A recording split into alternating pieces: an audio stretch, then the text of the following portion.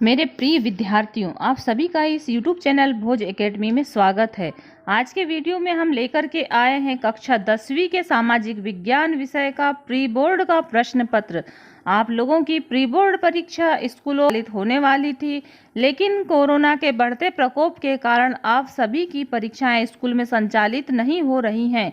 इसीलिए आप स्वयं घर पर बैठ करके यह प्रश्न पत्र को हल करें और आपको स्वयं को अपने आप को परखना है। आपकी वार्षिक परीक्षा की तैयारी किस प्रकार से चल रही है, इस प्री बोर्ड परीक्षा के माध्यम से और इस प्रश्न पत्र के माध्यम से आपको जानकारी प्राप्त हो जाएगी।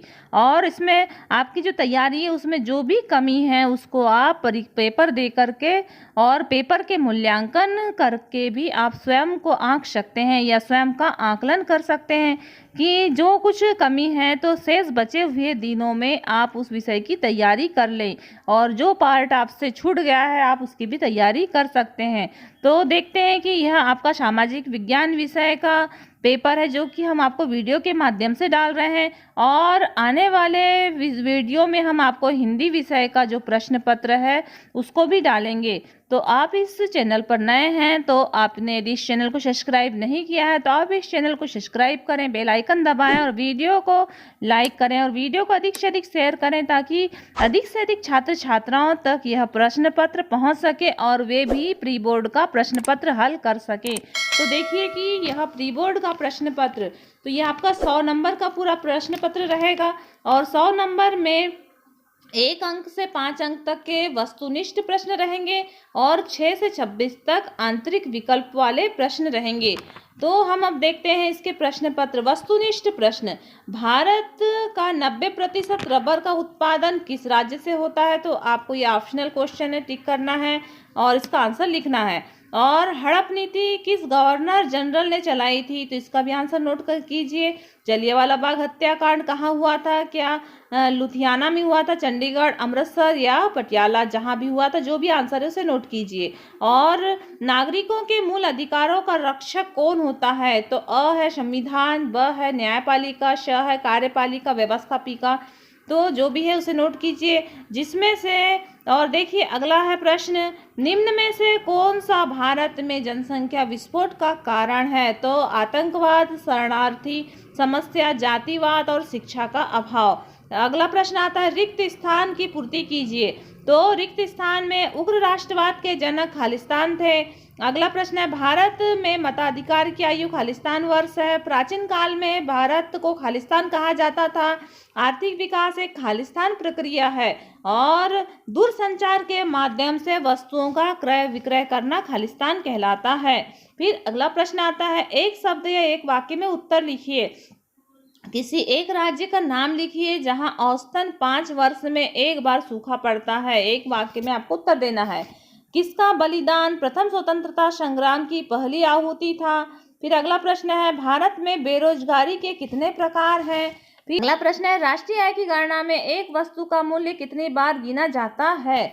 अगला प्रश्न है, सूचना का अधिकार भारत सरकार के द्वारा किस वर्ष लगाया गया था? तो ये आपके 5 नंबर के एक वाक्य वाले प्रश्न हो गए। फिर देखते हैं हम सही जोड़ी। तो प्रश्न क्रमांक 4 सही जोड़ी।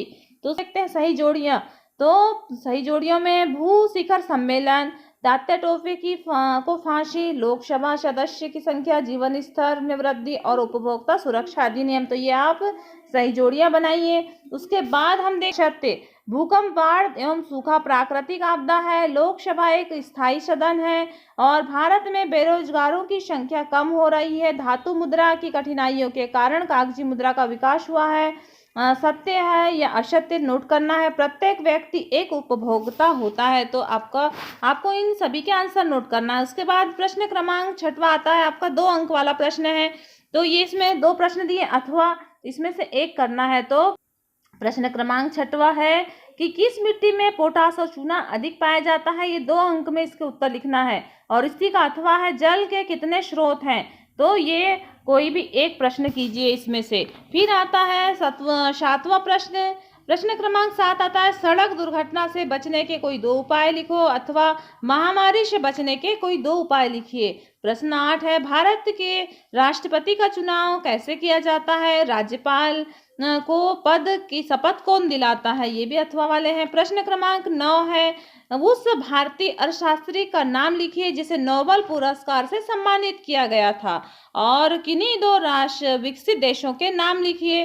फिर देखिए कि प्रश्न क्रमांक 10वां, उपभोक्ता शोषण के दो प्रकार लिखिए अथवा किन उत्पादकों पर एक मार्ग से चिन्हित किया जाता है।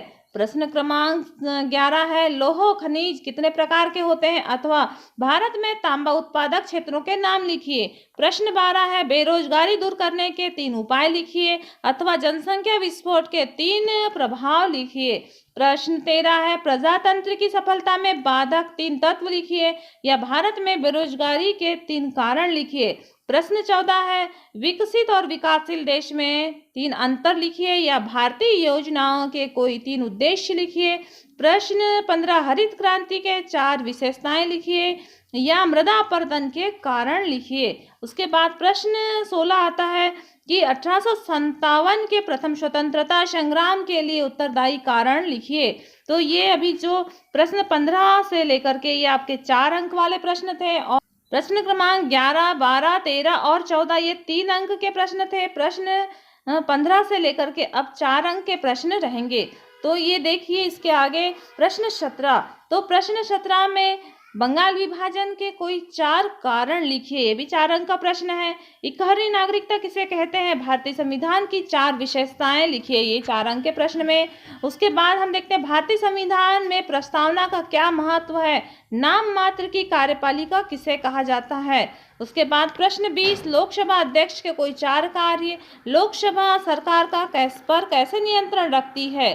फिर प्रश्न क्रमांक हम देखते हैं 21। तो प्रश्न क्रमांक 21 में उपभोक्ता के कोई 4 अधिकार लिखिए, उपभोक्ता के 4 कर्तव्य लिखिए। अब हम देखते हैं प्रश्न 22। तो प्रश्न 22 में बाढ़ आपदा आने के 5 कारण लिखिए। तो ये प्रश्न 22 से हम देख रहे हैं कि प्रश्न 22 से 5 अंक के प्रश्न रहेंगे और ये भी अथवा वाले हैं। तो बाढ़ आपदा आने के 5 कारण लिखिए, अथवा मतलब कोई एक को करना है। और भारत में भूस्खलन आपदा के क्षेत्रों का वर्णन कीजिए। उसके बाद आता है प्रश्न 23, भारत में राष्ट्रीय जागृति के 5 कारण लिखिए। मंगल पांडे कौन था? मतलब मंगल पांडे के बारे में लिखना है। फिर है प्रश्न 24, साइमन कमीशन का भारतीयों ने विरोध क्यों किया? और मध्य प्रदेश के राष्ट्रीय चेतना जागृति हेतु प्रकाशित समाचार पत्रों के नाम लिखिए। उसके बाद देखिए कि साधारण विधेयक पारित होने की प्रक्रिया अथवा व्यवस्थापिका के कोई 5 कार्य नोट कीजिए। उसके बाद आता है दिए गए भारत के मानचित्र में मानचित्र को दर्शाना है। तो कर्क रेखा, कच्छ की खाड़ी, हिंद महासागर, कोलकाता और नर्मदा नदी, आपको इन्हें दर्शाना है। या उसके बाद हम देखते हैं रूढ़ चिन्ह या अथवा में प्रश्न है आप मानचित्र बनाएं या रूढ़ चिन्ह। तो रूढ़ चिन्ह में है शांत, सूर्य प्रकाश, धून, हिम और ओला। तो आप किसी को भी नोट कर सकते हैं। ये आपका मानचित्र हो गया भारत का और रूढ़ चिन्ह हो गए। तो ये आपका कक्षा 10वीं का सामाजिक विज्ञान विषय का पेपर हुआ और ये पेपर आप हल कर लीजिए और इसकी आंसर शीट भी डाल दी जाएगी। तो जब आपको आंसर शीट डाली जाएगी तो आप जो पेपर हल करेंगे उसके बाद में स्वयं आप आंसर शीट के माध्यम से उसका मूल्यांकन करेंगे। और अगले वीडियो में हम आपको हिंदी का प्रश्न पत्र डालेंगे। तो लगातार वीडियो पर को प्राप्त कीजिए और आपने यदि इस चैनल को सब्सक्राइब नहीं किया है तो आप इस चैनल को सब्सक्राइब करें, बेल आइकन दबाएं, वीडियो को अधिक से अधिक शेयर करें। धन्यवाद।